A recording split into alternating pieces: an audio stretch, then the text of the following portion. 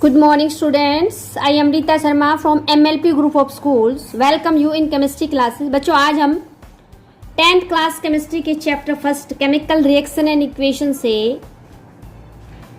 एक topic discuss करेंगे, implications of a balance chemical equation, information from a chemical equation जिसको स्टिक्योमेट्री कहते हैं। अगर कोई केमिकल इक्वेशन बैलेंस्ड है तो उससे क्या क्या इंफॉर्मेशन हमें मिल सकती है, रिएक्टेंट के बारे में, प्रोडक्ट के बारे में। बच्चों ये स्टिक्योमेट्री कहलाता है, बहुत इंपॉर्टेंट टॉपिक है। आप 11th में भी इसको पढ़ेंगे, 12th में भी इसको पढ़ेंगे, बहुत ही अच्छा टॉपिक है। तो बच्चों एक बैलेंस केमिकल इक्वेशन आपको क्वांटिटेटिवली का मतलब क्वांटिटी के अकॉर्डिंग काफी सारी इंफॉर्मेशन दे सकती है। क्या क्या इंफॉर्मेशन दे सकती है बच्चों?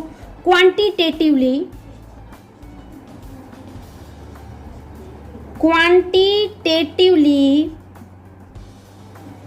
a balanced chemical equation gives following informations। तो बेटा क्या क्या इंफॉर्मेशन है, एक एग्जाम्पल के थ्रू मैं आपको समझाऊंगी। तो पहले मैं बैलेंस केमिकल इक्वेशन का एक एग्जाम्पल लिखती हूँ, फिर उसके बाद क्या क्या रिलेशन हमें मिल सकता है रिएक्टेंट और प्रोडक्ट के बीच में क्वांटिटेटिवली, जिसको हम स्टिक्योमेट्री कहते हैं, इसको हम डिस्कस करेंगे। तो एक बैलेंस केमिकल इक्वेशन बच्चों मैं लिखती हूँ, देखिएगा बेटा। CaCO3 this is calcium carbonate, इसको लाइमस्टोन भी कहते हैं। कैल्शियम कार्बोनेट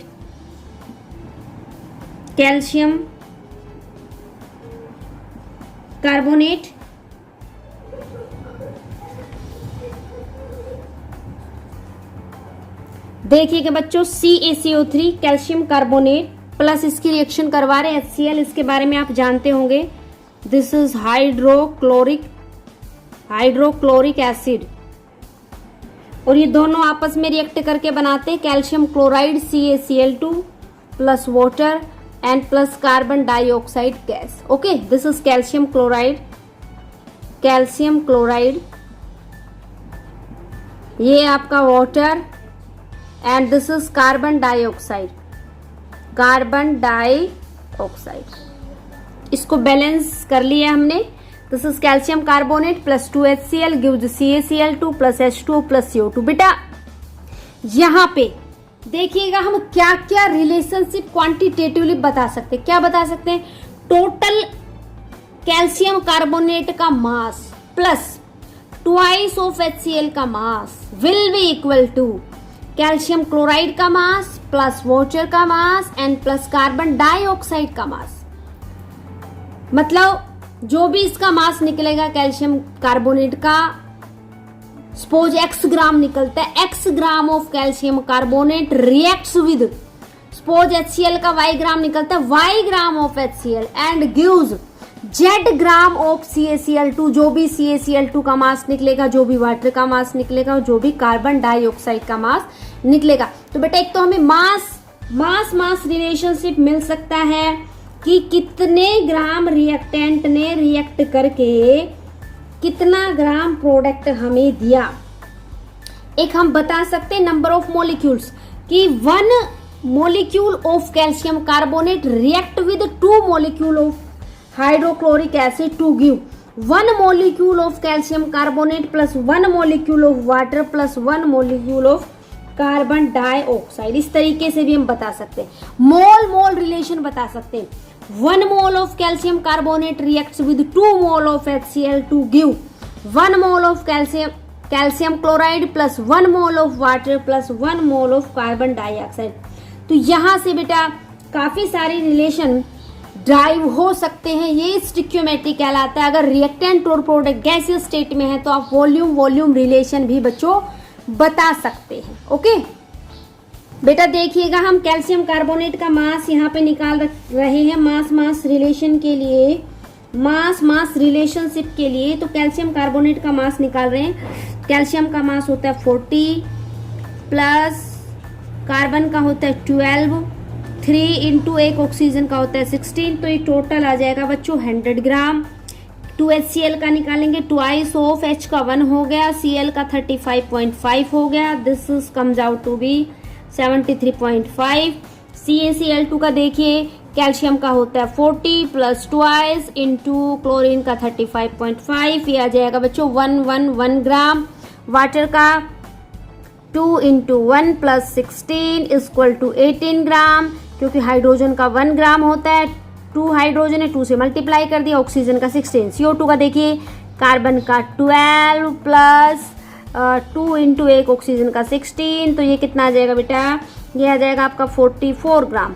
तो यहाँ से हम मास रिलेशनशिप बता सकते हैं कि when 100 gram of calcium carbonate reacts with 73.5 gram of HCl, then it gives 111 gram calcium chloride, 18 gram water and 44 gram of carbon dioxide. This is stoichiometric. और बेटा जो भी कोफिशिएंट रिएक्टेंट और प्रोडक्ट में बैलेंस केमिकल इक्वेशन में आते हैं, जैसे यहाँ पे कैल्शियम कार्बोनेट के आगे 1 आ रहा है, HCl के आगे यहाँ पे 2 है, CaCl2 के आगे 1 है, H2O के आगे 1 है, CO2 के आगे 1 है, ये स्टिक्योमेट्रिक कोफिशिएंट कहलाते हैं बच्चों। This is very very important relation. Okay, next example देखिएगा बच्चों, मैंने एक बैलेंस केमिकल इक्वेशन लिखी है। नाइट्रोजन गैस हाइड्रोजन गैस के साथ रिएक्ट करके अमोनिया गैस के 2 मॉलिक्यूल्स बनाते हैं। तो यहाँ पे क्या क्या रिलेशन हम लिख सकते हैं बच्चों, देखिएगा यहाँ हम लिख सकते हैं, क्या लिख सकते हैं, यहाँ पे 1 है कोफिशिएंट, यहाँ पे 3 है और यहाँ पे 2 है, तो हम लिख सकते हैं 1 molecule of N2 reacts with 3 molecule of H2 to give 2 molecule of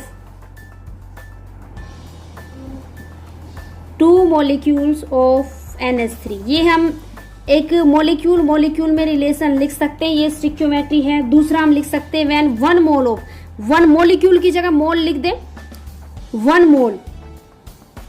mole of N2 reacts with 3 moles of H2 to produce क्या मिलता है, कितने मोल, 2 मोल्स ऑफ किसके बच्चों, अमोनिया के। तो इस तरीके से भी हम लिख सकते हैं, या वॉल्यूम के लिए भी हम लिख सकते हैं, ग्राम के लिए लिख सकते हैं। देखो यार, नाइट्रोजन का मास कितना है, नाइट्रोजन का मास 28 ग्राम आएगा, 6 हाइड्रोजन का मास 6 ग्राम आएगा। 28 gram of nitrogen reacts with 6 gram of hydrogen, और यहाँ पे अमोनिया का मास 14 प्लस 3 कितना आ जाएगा बच्चों, 17, और 2 से मल्टीप्लाई कर देंगे, ये आ जाएगा आपका 34 ग्राम ऑफ अमोनिया। हम ऐसे भी लिख सकते हैं बच्चों, देखिएगा बेटा, ऐसे भी हम लिख सकते हैं, मास की फॉर्म में भी हम लिख सकते हैं 28 gram of N2 reacts with 6 gram of H2, क्योंकि हाइड्रोजन कितने थे, 3 थे, 6 gram of H2 to give 2 into 14 plus 3 ammonia का मास, नाइट्रोजन का 14 और हाइड्रोजन का 3 कितना आएगा, 34 ग्राम ऑफ NH3। तो बेटा ये स्टिक्योमेट्रिक रिलेशन कहलाती है। मास रिलेशनशिप हो सकता है, वॉल्यूम रिलेशनशिप हो सकता है, मोलिक्यूल रिलेशनशिप हो सकता है, एंड मोल्स का रिलेशन भी हो सकता है। बहुत ही इंपॉर्टेंट है।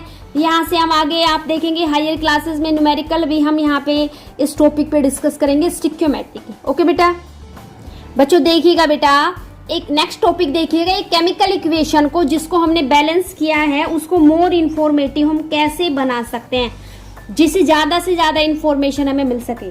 देखिएगा एक इक्वेशन मैं लिख रही हूँ, Zn plus H2SO4 sulphuric acid zinc के साथ रिएक्शन करता है, क्या बनाता है, ZnSO4 जिंक सल्फेट बनाता है प्लस H2। बेटा ये रिएक्शन मैंने लिखी, इससे केवल आपको ये पता चल रहा है जिंक सल्फ्यूरिक एसिड के साथ रिएक्ट करके जिंक सल्फेट बनाता है और साथ में हाइड्रोजन गैस बनाता है। लेकिन आपको ये नहीं पता कि जिंक किस स्टेट में है, सॉलिड में है, लिक्विड में है, गैसियस स्टेट में है, H2SO4 की स्टेट क्या है, एक्वस है, डाइल्यूट है, कंसंट्रेटेड है।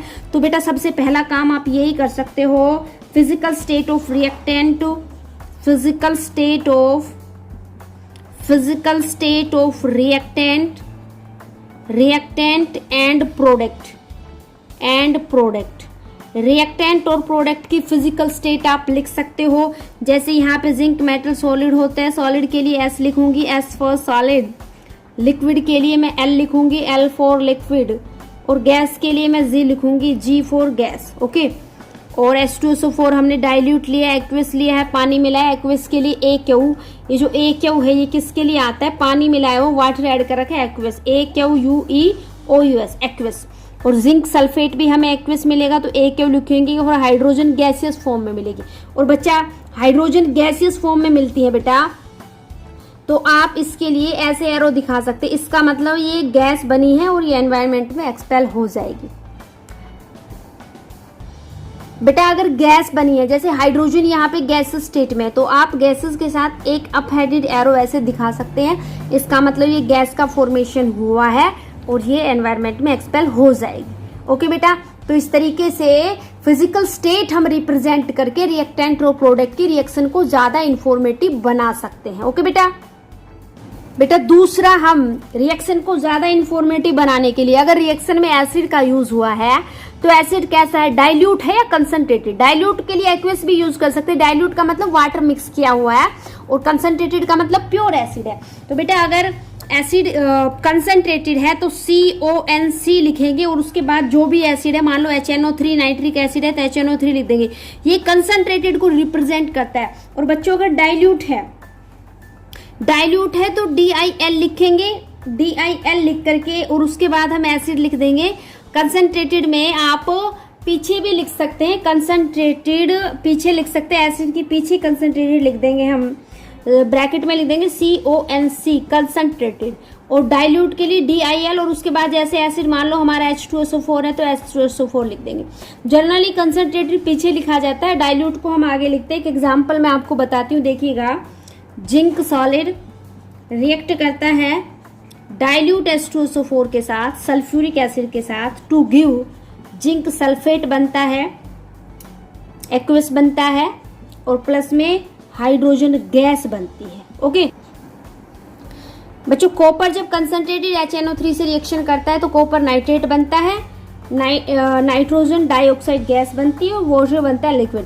इसको बेटा हम बैलेंस करेंगे। देखिए कैसे बैलेंस करेंगे, यहाँ 4 से मल्टीप्लाई करेंगे और यहाँ 2 से मल्टीप्लाई करेंगे और यहाँ 2 से। आपको पहले बैलेंसिंग मैंने इससे पहले जो वीडियो बनाई उसमें बैलेंसिंग आपको सिखाया हुआ है। यहाँ पे मैं आपको ये बताना चाह रही थी कि अगर एसिड डाइल्यूट है तो DIL लिखेंगे, कंसंट्रेटेड है तो CONC डॉट लिखेंगे।